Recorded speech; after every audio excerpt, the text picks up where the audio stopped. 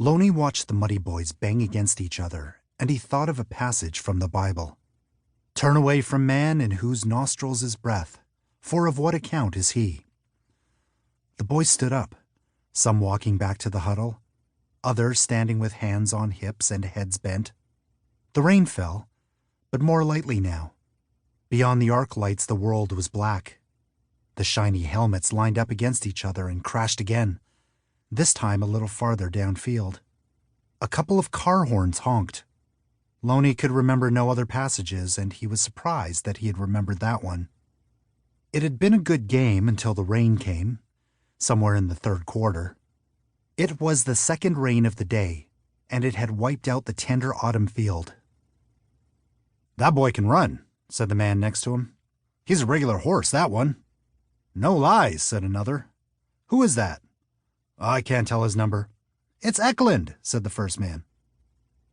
Loney stepped forward and squinted through the pale light.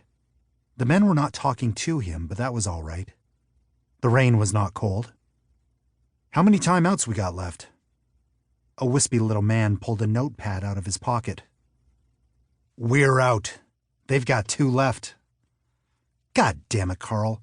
What did you have to tell me that for?" "We're shit out of luck. What can you do in 40 seconds? "That's a lot of time, Harv. You'd be surprised." Loney looked at the scoreboard. 13-6. A touchdown and extra point would tie it up. It looked like Harlem would get the touchdown. They were near the goal line. Then they were in, and the car horn sounded and the clock stopped. Across the field, the cheerleaders, holding a long piece of plastic over their heads, kicked and danced. A tall, thin player raced out onto the field holding a kicking tee. He wore 1 black shoe and 1 white shoe. His uniform was spotless. "Oh, my dying ass, they're going to kick the goddamn thing." "You'd be surprised, Harv. I smell a fish in the barrel." "Can it, pint size. I know what I see." "Who is that?"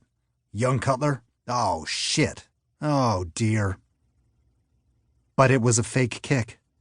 The holder scooped the ball off the ground and started to circle right. The kicker followed him, dancing behind him like a thin bird.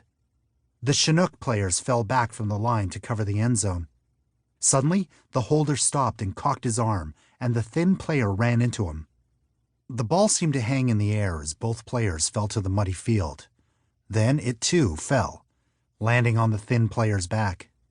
He rolled over, pulled the ball into his midsection, and lay there without moving. Loney glanced at Harv, but Harv had one big farmer's hand covering his face. He hadn't seen a thing.